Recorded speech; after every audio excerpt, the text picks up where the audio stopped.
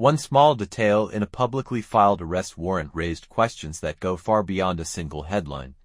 According to official documents, investigators noted that Christmas gifts were exchanged, a detail that, on its own, appears ordinary. So why would something so familiar be included in a legal report?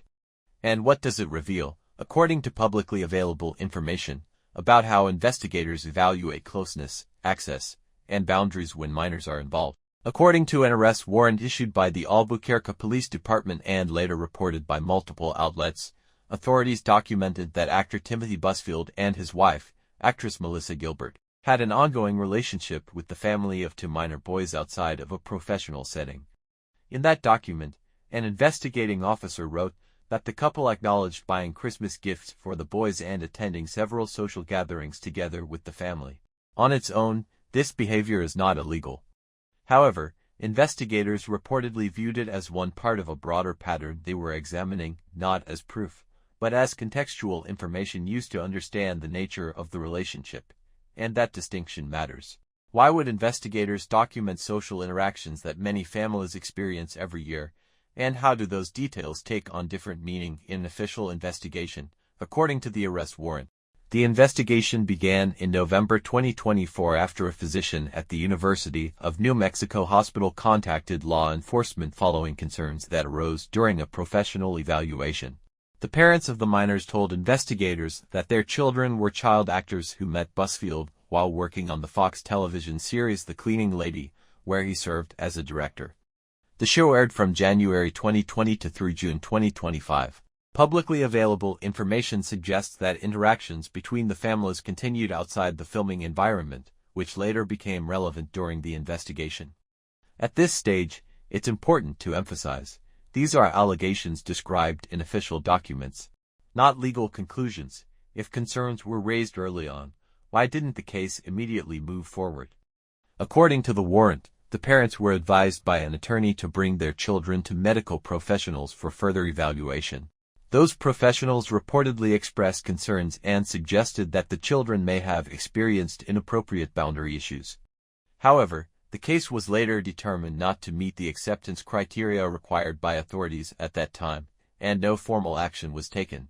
This pause, documented in the timeline, would later become a key part of the overall narrative. So what changed later, and what led authorities to reopen the situation? According to the same arrest warrant, the situation resurfaced in October 2025 when the children's mother filed a new police report and also contacted Child Protective Services. In that report, she stated that both children had disclosed experiences they described as inappropriate conduct by Timothy Busfield over a period stretching from late 2022 into early 2024. However, according to the document, she was informed that because the reported conduct did not involve certain legally defined criteria at that time, no immediate action could be taken. This moment, where concern existed but legal thresholds were not met, highlights a difficult reality in how such cases are evaluated. If no action was taken again, how did the case ultimately lead to an arrest warrant? Publicly available information suggests that investigators continued reviewing prior reports, timelines, and statements as new information emerged. According to the warrant, law enforcement evaluated not just individual allegations, but the broader context, including how relationships formed, how access was established, and how interactions evolved over time. This is where previously noted details, such as repeated social gatherings and gift-giving, reportedly became relevant, not as accusations, but as indicators investigators used to understand relational dynamics. Importantly, the warrant does not state that Melissa Gilbert was accused of any wrongdoing. So where does Melissa Gilbert fit into this story?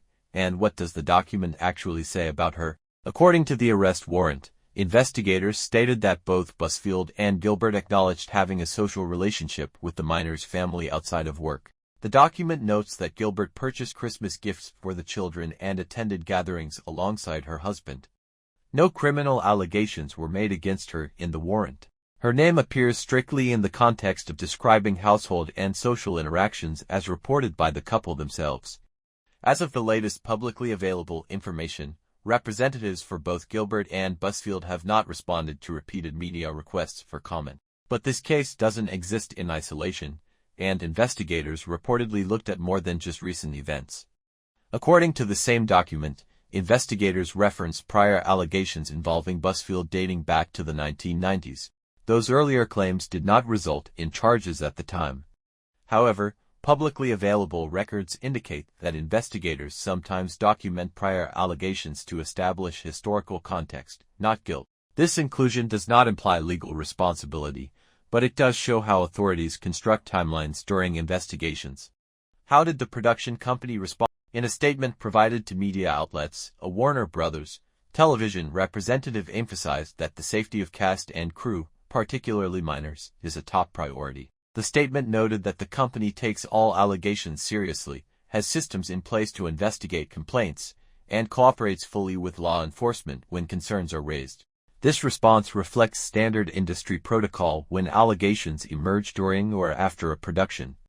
And beyond the legal process, how did public perception begin to shift? As news of the arrest warrant became public, attention expanded beyond legal documents to include past public statements and online activity. According to publicly available information, weeks before the warrant was issued, Melissa Gilbert shared a social media post addressing the topic of child safety more broadly. The post did not reference her husband, the investigation, or any specific allegations. In a separate post shared earlier, Gilbert reflected on her experiences as a young actor during her time on Little House on the Prairie, mentioning that she worked with older co-stars. She did not allege any inappropriate behavior in that reflection, and the post was framed as a personal memory rather than a claim. These posts were later revisited by some online commentators, though no official connection between them and the investigation has been stated in any legal document. Why do older statements often resurface during high-profile cases, even when they were made in entirely different contexts?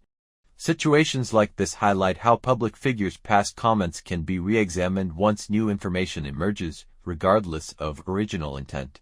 From an investigative standpoint, however, only information formally submitted through reports, interviews, and evidence holds legal weight.